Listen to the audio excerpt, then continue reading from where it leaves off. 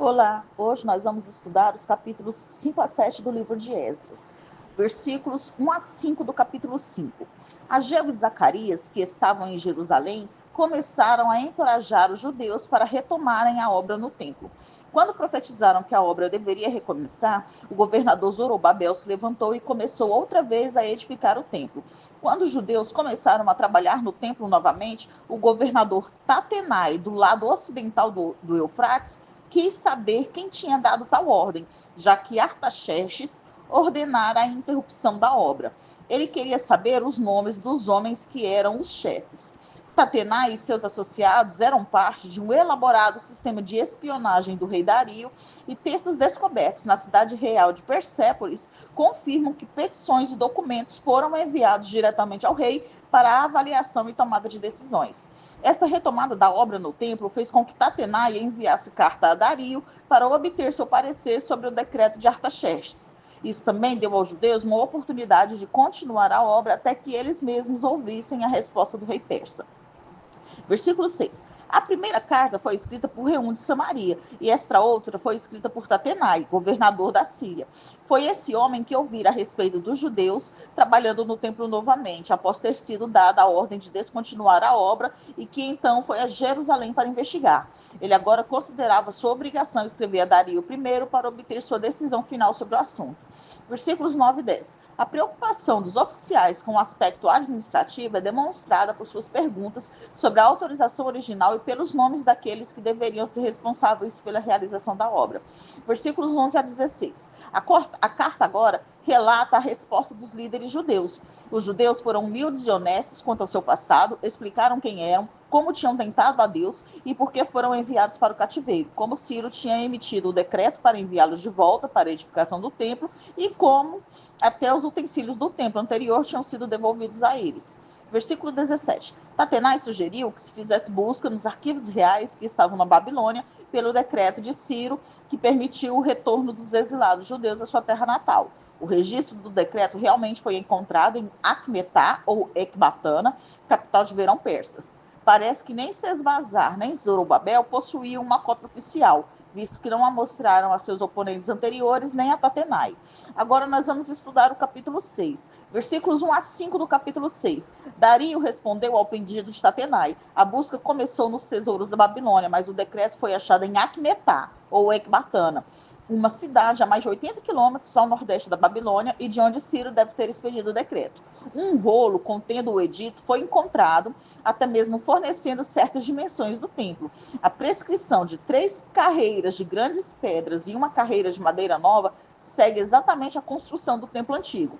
Esse registro afirma que as despesas da reconstrução do templo seriam cobertas pelo rei. Versículos 6 a 12. Tendo achado o decreto de Ciro, Dario expediu um segundo decreto a fim de reforçá-lo. Na providência divina, a oposição de Tatenai e de seus associados acabou por beneficiar o projeto. Como resultado da oposição, providenciou-se o necessário para que os cultos no templo continuassem. O decreto de Dario proveu fundos não apenas para a reedificação, mas também para os sacrifícios diários. Era costume proferir uma maldição contra qualquer um que alterasse algum documento oficial. A empalação era uma forma comum de execução entre os persas. Dario I empalou 3.000 babilônios quando tomou a cidade da Babilônia, fato que o próprio Dario deixou registrado na inscrição de Beistum. Versículos 13 a 15. Tatenai e seus companheiros persas sabiam quanto era perigoso desobedecer ao rei. Dario tinha ordenado que seu decreto fosse cumprido com toda a pontualidade e assim aconteceu. A pregação dos profetas Ageu e Zacarias impeliu o povo a trabalhar de novo até que a obra estivesse terminada. Versículos 16 a 18. O templo foi concluído em 516 a.C. Banquete e celebração fizeram parte da grande dedicação do templo. Este livro de Moisés era provavelmente o Levítico. Os sacerdotes e levitas foram organizados em grupos para o ministério de Deus, que está em Jerusalém, conforme o escrito do livro de Moisés. Os 24 turnos dos sacerdotes e levitas foram reiniciados, como Davi tinha instituído, cada um servindo no templo durante uma semana por vez. Versículos 19 a 22. Os exilados que retornaram começaram a celebrar a Páscoa e a festa dos pães sem fermentos, mais ou menos em 21 de abril de 516 a.C. Eles não eram separatistas descompromissados, mas pessoas desejosas de aceitar qualquer um que estivesse disposto a abandonar o paganismo estrangeiro e introduzir introduzido na região pelos assírios. A frase, com eles todos os que se haviam separado, é provavelmente uma referência aos gentios convertidos, mas também pode designar os antigos israelitas do Reino do Norte, ou mesmo judeus que haviam ficado em Judá na época em que o povo foi levado para o exílio. Rei da Assíria é o mesmo rei Dario, rei da Pérsia, pois o termo Assíria continuou sendo aplicado aos territórios antes ocupados pelos assírios. Agora nós vamos estudar o capítulo 7, versículos 1 a 5 do capítulo 7. Cerca de 60 anos se passaram entre os eventos do final do capítulo 6 e o início do capítulo 7. Este capítulo 7 se refere ao ano 458 a.C., iniciando a segunda divisão do livro. O intervalo entre os dois capítulos ou entre as duas divisões do livro, é a época descrita no livro de Ester. Essa genealogia de Esdras, ela está incompleta. Essas 17 gerações não poderiam cobrir todo o período de 1130 anos de Arão até a jornada de Esdras. Aqui ela tem o objetivo de demonstrar que a linhagem de Esdras remonta a Arão, estabelecendo sua autoridade sacerdotal. Versículo 6. O ofício de Esdras como escriba foi crucial para a restauração da nação, já que os líderes tinham de voltar à lei e interpretá-la. Essa não era uma tarefa pequena em vista dos muitos aspectos da vida que tinham mudado nos 1000 anos transcorridos, desde que a lei fora dada. A tradição conta que Esdras decorou a lei e podia escrevê-la de memória. A expressão "a boa mão do Senhor, seu Deus", que estava sobre ele, foca no fato de que não foi mediante a habilidade de liderança astuta de alguns homens de Judá que foram reconstruídos o templo e seus muros. Pelo contrário, foi a mão soberana do sábio e poderoso Rei do Universo que permitiu que tudo isso acontecesse. Versículo 7. Esdras não foi para Jerusalém sozinho, ele liderava uma segunda leva de exilados que retornavam. Isso ocorreu cerca de 1 ano após a edificação do templo, em 458 a.C. Versículos 8 a 10. A viagem de Esdras a Jerusalém provavelmente teve início em 8 de abril de 458 a.C., mas o capítulo 8, versículos 15 a 31, fala de uma protelação logo de imediato, quando se descobriu que não havia levitas entre eles. Tomando o caminho mais curto, essa viagem seria de mais ou menos 805 quilômetros. No entanto, essa rota que atravessava o deserto seria improvável no verão, especialmente numa época de revolta política, o que tornava a viagem ainda mais perigosa. A rota mais comum cobria cerca de 1.500 quilômetros. Depois de uma peregrinação de 14 semanas, é provável que eles tenham chegado a Jerusalém no dia 4 de agosto de 458 a.C.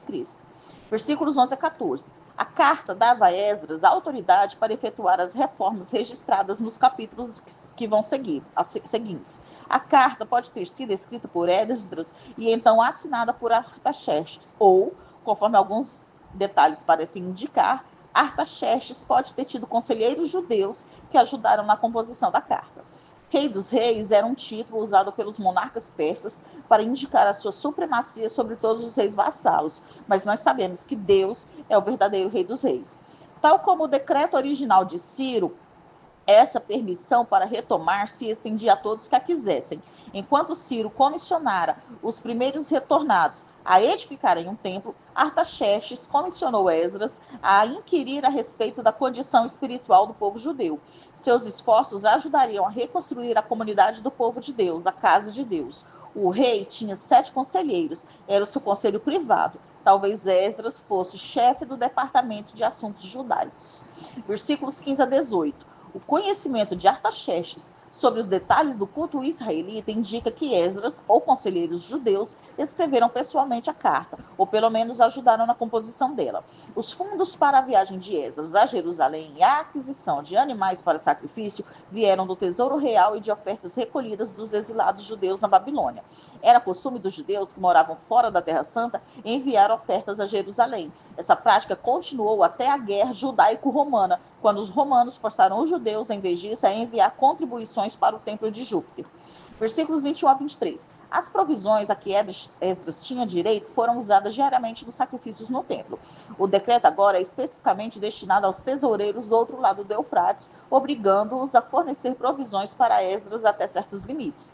A quantidade de prata especificada foi calculada entre 1/4 e 1/3 de todos os impostos recolhidos anualmente na região do outro lado do Eufrates. O trigo, o vinho o azeite seriam usados para ofertas de cereais, para libações e para a lâmpada que era mantida acesa no templo. As quantidades especificadas eram suficientes para suprir as necessidades do templo, provavelmente por 2 anos. O sal, fornecido sem limites, era para preservação e tempero. Ao fazer essas provisões, o rei provavelmente tinha a intenção de proteger seu próprio reino, presente e futuro, da ira de Deus. Versículos 24 a 26. Textos persas e escritos gregos acerca de práticas persas confirmam a isenção de impostos concedida a templos e funcionários religiosos que serviam em todo o território persa. Esdras devia colocar magistrados e juízes, mas não se sabe com certeza como era a relação entre as funções deles e as dos juízes e oficiais regulares persas. Uma vertente acredita que esses juízes magistrados lidassem apenas com casos específicos da lei do Antigo Testamento. Outra vertente acredita que Esdras recebeu amplos poderes e, assim, os judeus teriam certa autonomia local. As duas leis, a lei do Antigo Testamento e a do rei, não eram idênticas. A distinção entre lei religiosa e lei civil era mais importante para os judeus no exílio, sob autoridade civil estrangeira, do que durante a monarquia, quando o Estado era da mesma religião do povo judeu. A punição por quebrar a lei de Moisés e as ordens do rei da Pérsia era morte, desterro, confisco dos bens e prisão. Versículos 27 a 28. Esdras louvou a Deus por tudo o que fez por ele e através dele. Esdras honrou a Deus ao longo de sua vida e Deus decidiu honrá-lo. Esdras podia ter assumido que sua própria grandeza e carisma haviam conquistado o rei e seus príncipes, mas preferiu dar crédito a Deus. Nós terminamos aqui o estudo dos capítulos 5 a 7 do livro de Esdras.